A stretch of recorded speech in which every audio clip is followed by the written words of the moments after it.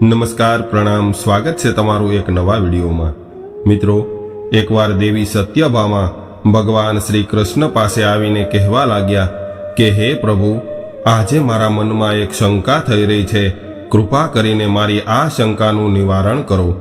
ત્યારે ભગવાન શ્રી કૃષ્ણ કહે છે કે હે દેવી સત્યભામા, તમારા મનમાં જે કંઈ શંકા હોય એ નિસંકોચ થઈને પૂછી શકો છો।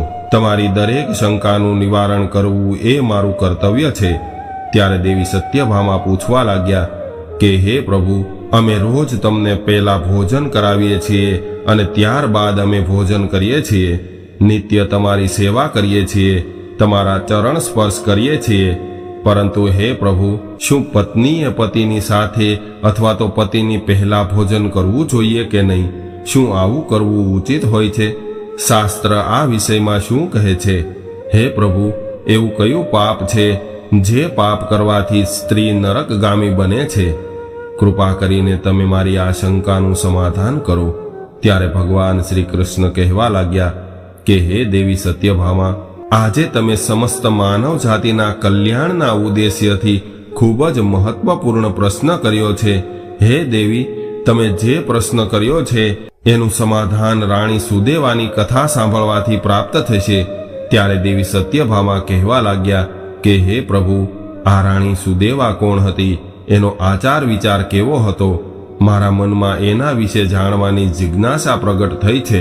ત્યારે ભગવાન શ્રી કૃષ્ણ કહે છે કે હે દેવી સત્યભામા, તમે ધ્યાનથી સાંભળજો, હું તમને રાણી સુદેવાની કથા સંભળાવું છું। તમારી બધી જ શંકાઓનું સમાધાન આ પ્રાચીન કથામાંથી મળી જશે। જે કોઈ મનુષ્ય આ કથાને ધ્યાનપૂર્વક સાંભળશે અને આનો પ્રચાર કરશે, એ મનુષ્ય ખૂબ ભાગ્યશાળી બનશે અને એને ક્યારેય નરકની પ્રાપ્તિ નહીં થાય। ત્યારે દેવી સત્યભામા કહેવા લાગ્યા કે હે સ્વામી, હું આ કથાને અવશ્ય ધ્યાનપૂર્વક સાંભળીશ, કૃપા કરીને તમે મને કથા સંભળાવો। ત્યારે ભગવાન શ્રી કૃષ્ણ કહે છે કે હે દેવી સત્યભામા, પ્રાચીન કાળમાં અયોધ્યાપુરીમાં મહારાજ ઈક્ષ્વાકુ રાજ કરતા હતા। એ ધર્મનું પાલન કરવાવાળા ગુણવાન, ચરિત્રવાન અને અત્યંત કુશળ સમ્રાટ હતા। એના વિવાહ કાશી નરેશની પુત્રી સુદેવા સાથે થયા હતા। રાણી સુદેવા સત્યવ્રત પાલન કરવામાં તત્પર, ગુણવાન, ચરિત્રવાન તથા મહાન પતિવ્રતા નારી હતી। મહારાજ ઈક્ષ્વાકુ પુણ્ય આત્મા હતા। એમણે અનેક યજ્ઞ તેમજ અનેક પુણ્યના કાર્યો કર્યા હતા। એમણે દેવાલય બનાવ્યા હતા, કૂવાઓ ખોદાવ્યા હતા, અનેક વાટિકાઓ બનાવી તથા તેઓ સાધુ સંતોની રક્ષા કરવામાં હંમેશા તત્પર હતા। મહારાજ ઈક્ષ્વાકુના નગરની બાજુમાં જ એક વન હતું। એ વનમાં એક સુવર પોતાની પત્ની અને પુત્ર સાથે રહેતો હતો। એ સુવર ખૂબ જ વિશાળકાય અને ભયંકર આકારવાળો સુવર હતો, જેનાથી દરેક મનુષ્ય ભયભીત હતા। આ સુવરના ડરથી મનુષ્ય એ વનમાં જવાથી ડરતા હતા। જ્યારે આ વાત મહારાજ ઈક્ષ્વાકુને ખબર પડી, ત્યારે એમણે આ સુવરનો શિકાર કરવાનું વિચાર્યું અને એક દિવસ મહારાજ પોતાની પત્ની સુદેવા અને અનેક સૈનિકો અને કૂતરાઓને લઈને એ વનમાં શિકાર કરવા માટે નીકળી ગયા। મહારાજ ખૂબ પરાક્રમી હતા। એમણે અનેક વિશાળકાય સિંહો અને રાક્ષસોનો શિકાર કર્યો હતો। એટલા માટે મહારાજ આ ભયંકર સુવરથી નગરવાસીઓની રક્ષા કરવા માટે વનમાં સુવરનો શિકાર કરવા આવી ગયા।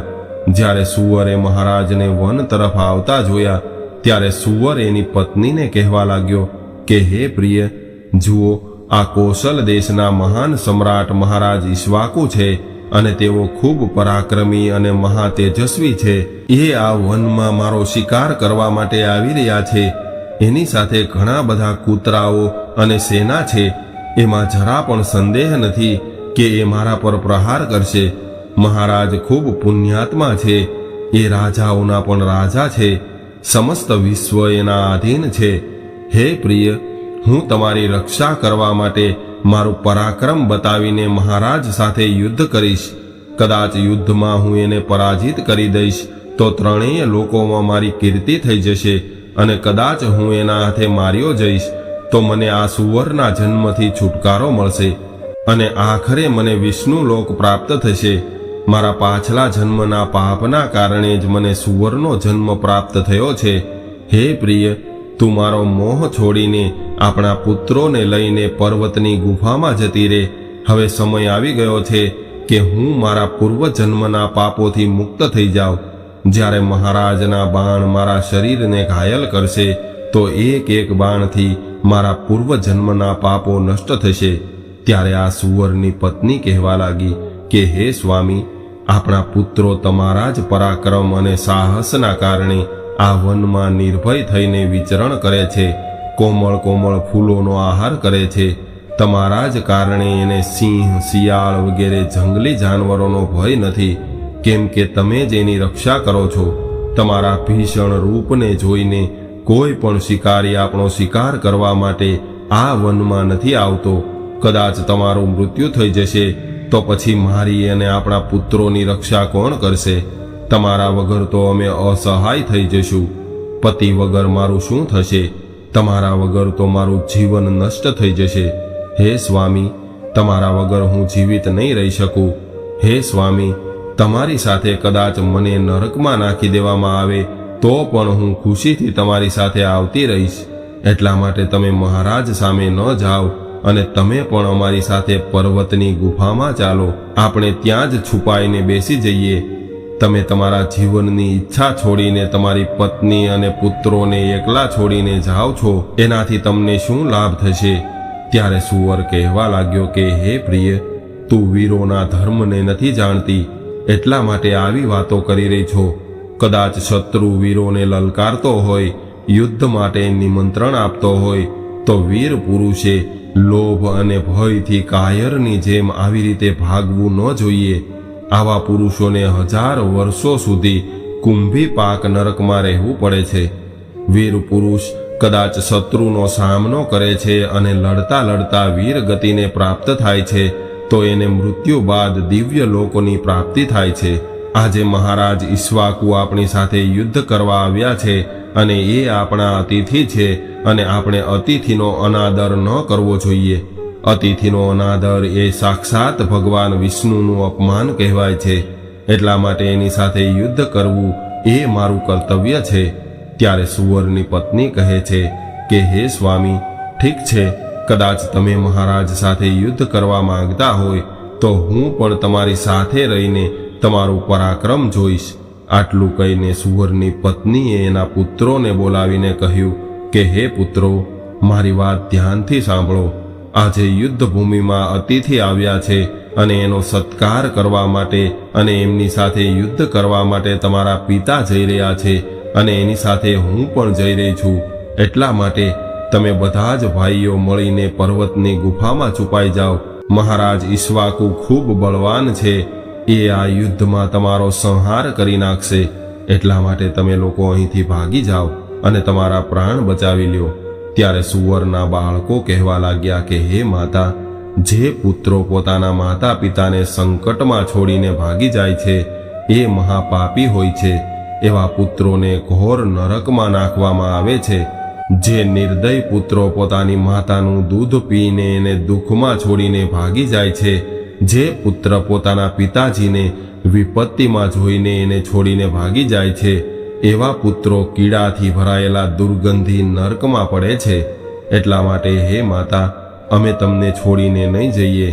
ત્યારબાદ આ સુવરની પત્ની અને એના પુત્રો બધા જ ભેગા મળીને યુદ્ધ કરવા માટે તૈયાર થયા અને યુદ્ધ ભૂમિ તરફ ચાલવા લાગ્યા. બધા જ નાના નાના સુવરો પોતાના માતા પિતાની રક્ષા કરવા લાગ્યા. આ બાજુ મહારાજ ઈક્ષ્વાકુ પોતાની સેના સાથે એ સ્થાન પર આવી ગયા અને પોતાની સામે ઉભેલા સુવરોને જોઈને મોટા મોટા શૂરવીર યોદ્ધાઓને આ સુવરોનો શિકાર કરવા માટે આગળ મોકલ્યા. બધા જ બળવાન અને શૂરવીર યોદ્ધાઓ હાથમાં તલવાર અને ભાલા લઈને સુવરો પર આક્રમણ કરવા લાગ્યા. ત્યારબાદ સુવરો અને રાજાના સૈનિકો વચ્ચે ભીષણ યુદ્ધ થયું. બધા જ એકબીજા પર પ્રહાર કરવા લાગ્યા. સુવર પોતાના દાંતોથી સૈનિકોને મારવા લાગ્યા તો સૈનિકો પોતાના ભાલાથી સુવરોને મારવા લાગ્યા. આ યુદ્ધમાં અનેક સુવરો મરીને ખપી ગયા, ઘણા બધા ઘાયલ થયા અને મહારાજના અનેક સૈનિકો પણ મરી ગયા અને ઘાયલ થયા. હવે કેવળ એની પત્ની અને એના 4-5 પુત્રો બચ્યા હતા. પોતાના બધા જ પુત્રોને મરેલા જોઈને સુવરની પત્ની ભયભીત થઈ ગઈ અને એના પતિને કહેવા લાગી કે હે સ્વામી, તમે મને અને આપણા પુત્રોને લઈને અહીંથી નીકળી જાઓ, નહીતર આપણો વંશ નષ્ટ થઈ જશે. એટલે આપણે બધાએ આપણા પ્રાણ બચાવીને ભાગી જવું જોઈએ, નહીતર મહારાજ આપણને બધાને મારી નાખશે. ત્યારે સુવર કહેવા લાગ્યો કે હે પ્રિય, 2 સિંહની વચ્ચે એક સુવર પાણી પી શકે છે, પરંતુ 2 સુવરોની વચ્ચે એક સિંહ પાણી નથી પી શકતો. સુવર જાતિમાં એવું બળ હોય છે. એ જ કારણથી સુવરથી બધા જ ભયભીત થાય છે. કદાચ આ સમયે હું મૃત્યુના ડરથી ભાગી જઈશ તો મારી સુવર જાતિની પ્રસિદ્ધિ નષ્ટ થઈ જશે. એટલા માટે હે પ્રિય, તું આપણા પુત્રોને લઈને અહીંથી નીકળી જા અને ખૂબ સન્માનપૂર્વક જીવન વ્યતીત કર. આટલું સાંભળીને સુવરની પત્ની બોલી કે હે સ્વામી, હું તમને ખૂબ પ્રેમ કરું છું અને તમે મારો આદર કરીને અને મારી રક્ષા કરીને મારા મનને જીતી લીધું છે, એટલે તમારાથી મારો મોહ ક્યારેય નહીં છૂટે. એટલા માટે હું મારા પુત્રોની સાથે તમારી સાથે જ પ્રાણ ત્યાગી દઈશ, પરંતુ તમને એકલા છોડીને નહીં જાઉં. ત્યારબાદ આ સુવર અને એની પત્ની બંને મહારાજ સામે યુદ્ધ કરવા આગળ આવ્યા. હવે સુવર ભયંકર ગર્જના કરીને મહારાજને યુદ્ધ માટે લલકારવા લાગ્યો અને સુવર પોતાની સામે આવેલા મોટા મોટા વીર યોદ્ધાઓને પોતાના દાંતોથી પકડી પકડીને ફેંકવા લાગ્યો. પોતાના સૈનિકોને મરતા જોઈને મહારાજને ક્રોધ આવી ગયો, એટલે એ પોતાનું ધનુષ ઉઠાવીને ખૂબ જ વેગથી સુવર પર આક્રમણ કરવા લાગ્યા. ત્યારે મહારાજનું એક તીર તીવ્ર ગતિથી આ સુવરના શરીરમાં ઘૂસી ગયું અને સુવર જમીન પર પડી ગયો. ત્યારબાદ મહારાજ એના પર પ્રહાર કરવા લાગ્યા અને સુવરને મારી નાખ્યો. સુવરના મરતા જ એના પ્રાણ નીકળ્યા અને વિષ્ણુ લોકમાં જતા રહ્યા. ત્યારબાદ મહારાજના સૈનિકો પોતાના હાથમાં ભાલા લઈને સુવરની પત્નીને મારવા માટે એની તરફ ગયા. ત્યારે સુવરની પત્ની પોતાના બાળકો સામે ઊભી રહી અને બાળકોને કહેવા લાગી કે પુત્રો, હું જ્યાં સુધી અહીંયા ઊભી છું ત્યાં સુધીમાં તમે અહીંથી ભાગી જાઓ. ત્યારે એનો મોટો દીકરો કહેવા લાગ્યો કે હે માતા, મારા પ્રાણના ભયથી હું તમને અહીંયા મરવા માટે છોડીને કેવી રીતે ભાગી શકું? કદાચ હું એવું કરીશ તો મારા પર ધિક્કાર છે. હું યુદ્ધમાં શત્રુને પરાજિત કરીશ. એટલા માટે તમે મારા ભાઈઓને લઈને અહીંથી નીકળી જાઓ. ત્યારે આ સુવરની પત્ની કહેવા લાગી કે હે મારા દીકરા, હું તને એકલો છોડીને કેવી રીતે જઈ શકું? ત્યારે જ રાજાના સૈનિકો સુવર પાસે પહોંચી ગયા અને એના પર પ્રહાર કરવા લાગ્યા. ત્યારબાદ સુવરનો મોટો દીકરો ભયંકર યુદ્ધ કરવા લાગ્યો અને અનેક સૈનિકોને મારી નાખ્યા. ત્યારે મહારાજ આગળ આવ્યા અને સુવરના મોટા દીકરાને પણ મારી નાખ્યો. પોતાના પુત્રને મરેલો જોઈને સુવરની પત્ની ખૂબ ક્રોધિત થઈ ગઈ અને એના પર પ્રહાર કરવા લાગી. એણે પણ અનેક સૈનિકોને મારી નાખ્યા. આ ઘટનાને મહારાણી સુદેવા જોઈ રહી હતી. ત્યારે રાણી સુદેવા મહારાજને કહેવા લાગી કે હે મહારાજ, આ સુવરની પત્ની તમારા સૈનિકોને મારી રહી છે, તો તમે આગળ જઈને એનો વધ કેમ નથી કરતા? ત્યારે મહારાજ કહેવા લાગ્યા કે હે મહારાણી, આ એક સ્ત્રી જાતિ છે અને મારું એવું વચન છે કે હું સ્ત્રીઓનો વધ નહીં કરું. સ્ત્રીનો વધ કરવાથી મહાપાપ લાગે છે. એટલા માટે તો હું આ સુવરની પત્નીને નથી મારી રહ્યો. અને આટલું કહીને મહારાજ દુઃખી થઈ ગયા. ત્યારબાદ મહારાજની સેનામાં ભાર્ગવ નામનો એક ખૂબ બળવાન સૈનિક હતો. એણે સુવરની પત્ની પર પ્રહાર કર્યો અને એને જમીન પર પાડી દીધી. હવે સુવરની પત્ની મૂર્છિત થઈને જમીન પર પડી ગઈ અને લાંબા લાંબા શ્વાસ લેવા લાગી. જ્યારે રાણી સુદેવાએ સુવરની પત્નીને ધરતી પર બેહોશ અવસ્થામાં પડેલી જોઈ ત્યારે એને ખૂબ દયા આવી અને ત્યારબાદ રાણી સુદેવાએ ઠંડુ જળ સુવરની પત્નીના મુખમાં નાખ્યું, જેનાથી સુવરની પત્ની હોશમાં આવી અને સુવરની પત્નીએ મહારાણીને એના પર શીતળ જળ નાખતા જોયા તો એ ખૂબ પ્રસન્ન થઈ અને મનુષ્યની વાણીમાં બોલવા લાગી કે હે દેવી, તમે મારા પર ઠંડુ જળ નાખીને મને કષ્ટમાંથી મુક્તિ અપાવી છે. તમારું કલ્યાણ થશે. સુવરની પત્નીના આવા વચન સાંભળીને રાણી સુદેવાને ખૂબ આશ્ચર્ય થયું અને વિચારવા લાગી કે આજે તો મેં ખૂબ વિચિત્ર વાત જોઈ છે. આ સુવરની પત્ની તો મનુષ્યની ભાષામાં ખૂબ સુંદર અને સ્પષ્ટ બોલી રહી છે. ત્યારે રાણીએ એને કહ્યું કે હે સુવર્ણી, તું કોણ છો? તારું વર્તન વિચિત્ર છે. પશુ થઈને પણ તું મનુષ્યની વાણીમાં બોલી રહી છો. તું મને તારા પૂર્વજન્મનું વૃત્તાંત સંભળાવ કે કયા કારણથી તારે સુવર જાતિમાં જન્મ લેવો પડ્યો. ત્યારે આ સુવર્ણી કહેવા લાગી કે હે દેવી, મારા પતિએ પાછલા જન્મમાં ગુરુજનોનું અપમાન કર્યું હતું. એ જ કારણથી એને સુવરનો જન્મ પ્રાપ્ત થયો હતો. હવે હું તમને મારા પૂર્વજન્મની કહાની સંભળાવું છું. હે દેવી, કલિંગ નામના દેશમાં શ્રીપુટ નામનું એક સુંદર નગર હતું. એ નગરમાં વસુદત્ત નામના એક વિદ્વાન બ્રાહ્મણ રહેતા હતા. હું એ જ વસુદત્ત બ્રાહ્મણની પુત્રી હતી. એમણે મારું નામ સુકન્યા રાખ્યું હતું. એ સમયે નગરમાં મારા જેટલી સુંદર સ્ત્રી કોઈ નહોતી. મારા સૌંદર્ય અને રૂપના લીધે મને ઘમંડ આવ્યું હતું. મારી મુસ્કાન ખૂબ મનોહર હતી. જ્યારે હું જવાન થઈ ત્યારે મારું સુંદર રૂપ અને જવાની જોઈને મારી માતાને ખૂબ ભય લાગવા લાગ્યો અને એ મારા પિતાને કહેવા લાગી કે હે સ્વામી, આપણી પુત્રી યુવાન થઈ છે અને તમે એના વિવાહ શા માટે નથી કરતા? આના જલ્દી જ વિવાહ કરી દો. ત્યારે એ બ્રાહ્મણ બોલ્યો કે હે કલ્યાણી, હું મારી પુત્રીના વિવાહ એવા પુરુષ સાથે કરાવીશ જે પુરુષ વિવાહ બાદ મારા ઘરમાં નિવાસ કરશે. મારી દીકરી મને ખૂબ પ્રિય છે. હું એને મારી આંખોથી દૂર કરવા નથી માંગતો. ત્યારબાદ એક દિવસ શિવ શર્મા નામનો જવાન વિદ્વાન બ્રાહ્મણ અમારા દ્વાર પર આવ્યો. મારા પિતા એનું જ્ઞાન અને કુશળતા જોઈને ખૂબ પ્રસન્ન થયા અને એમણે મારી સાથે વિવાહ કરવાનું પૂછી લીધું. ત્યારબાદ મારા પિતાએ એની સાથે મારા વિવાહ કરાવી દીધા અને તેઓ અમારી સાથે જ અમારા ઘરમાં રહેવા લાગ્યા. પરંતુ હું મારા માતા પિતાના લાડથી બગડી ગઈ હતી. હું મારી વિવેક શક્તિ ખોઈ ચૂકી હતી. મેં ક્યારેય મારા પતિની સેવા નથી કરી, ક્યારેય એના શરણ સ્પર્શ નથી કર્યા. હું સદાય એને ક્રૂર દ્રષ્ટિથી જોઈ રહી હતી. રોજ એનું અપમાન કરતી અને એનું નામ લઈને બોલાવતી હતી.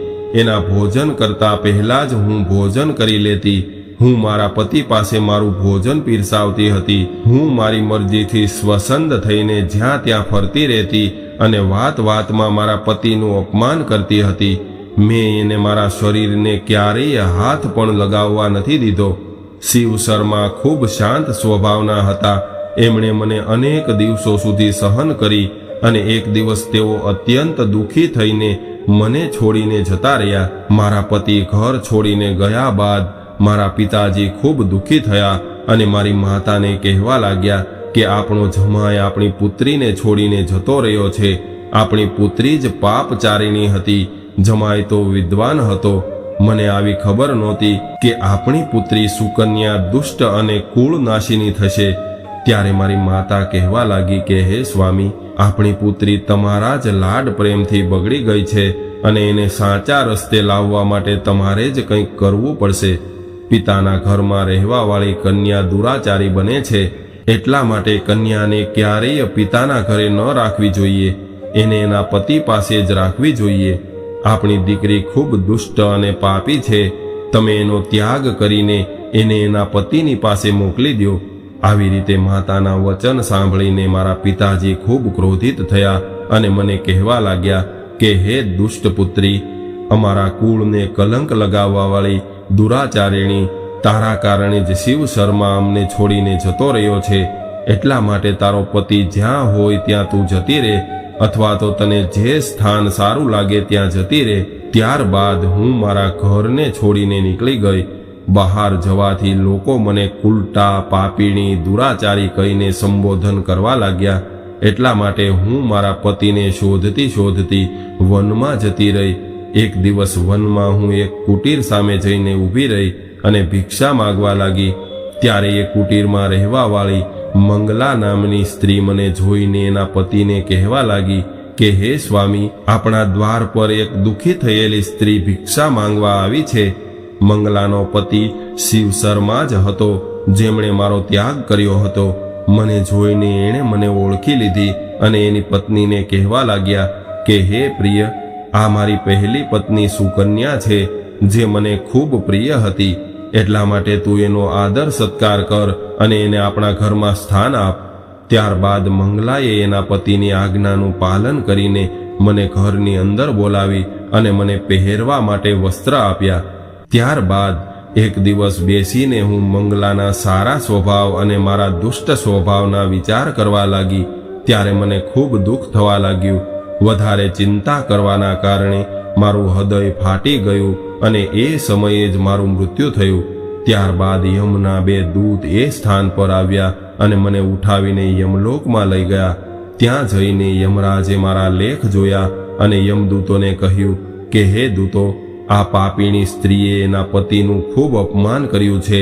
આ એના પતિના પહેલા જ ભોજન કરી લેતી હતી, એના પતિને નામથી બોલાવતી હતી, પતિ પાસે ઘરના કામો કરાવતી હતી. એટલા માટે આ પાપી સ્ત્રીને નરકમાં નાખી દ્યો. ત્યારબાદ યમદૂત મને નરકમાં લઈ ગયા અને યમદૂતોએ મને સળગતી ભઠ્ઠીમાં નાખી દીધી. ત્યાં નરકમાં મારે અનેક વર્ષો સુધી કષ્ટ ભોગવવા પડ્યા અને નરકની સજા પૂરી થયા બાદ યમરાજાએ મને સુવર જાતિમાં નાખી દીધી. સુવર્ણી કહે છે કે હે દેવી, આવી રીતે મેં તમને મારા પૂર્વજન્મનું વૃત્તાંત સંભળાવ્યું છે. કૃપા કરીને હવે મને આ જીવનથી મુક્તિ અપાવો. તમે તમારા પતિની ખૂબ સેવા કરી છે, એટલા માટે તમે તમારું થોડું પુણ્ય મને પ્રદાન કરો. ત્યારે રાણી સુદેવા મહારાજને કહે છે કે હે સ્વામી, હવે હું શું કરું? તમે જે આજ્ઞા આપશો એ જ હું કરીશ. ત્યારે મહારાજ ઈક્ષ્વાકુ કહે છે કે હે પ્રિય, આ બિચારી ખૂબ દુઃખ ઉઠાવી રહી છે, એટલે તમે તમારા પુણ્યથી આનો ઉદ્ધાર કરો. મહારાજની આજ્ઞા લઈને રાણી સુદેવાએ સુવર્ણીને કહ્યું કે હે દેવી, હું મારા 1 વર્ષનું પુણ્ય તને પ્રદાન કરું છું. રાણીએ આટલું કહ્યું ત્યાં તો સુવર્ણીના પ્રાણ નીકળી ગયા અને એના શરીરમાંથી એક દિવ્ય સ્ત્રી પ્રગટ થઈ અને ત્યારબાદ એ મહારાણી અને મહારાજને નમસ્કાર કરીને વિષ્ણુ લોકમાં જવા લાગી. ભગવાન શ્રી કૃષ્ણ કહે છે કે હે સત્યભામા, આવી રીતે મેં તમને આ મહાન કથા સંભળાવી છે અને આ કથામાંથી તમને તમારા બધા જ પ્રશ્નોના ઉત્તર મળી ગયા હશે. ત્યારે દેવી સત્યભામા કહે છે કે હે પ્રભુ, તમે આજે મને ખૂબ પવિત્ર કથા સંભળાવી છે અને મારી બધી જ શંકાઓનું નિવારણ કર્યું છે. તો મિત્રો, અમે આશા રાખીએ છીએ કે તમને આ કથા પસંદ આવી હશે અને પસંદ આવી હોય તો વિડીયોને લાઈક, શેર અને નવા હોય તો ચેનલને સબસ્ક્રાઇબ જરૂરથી કરજો. જય શ્રી કૃષ્ણ.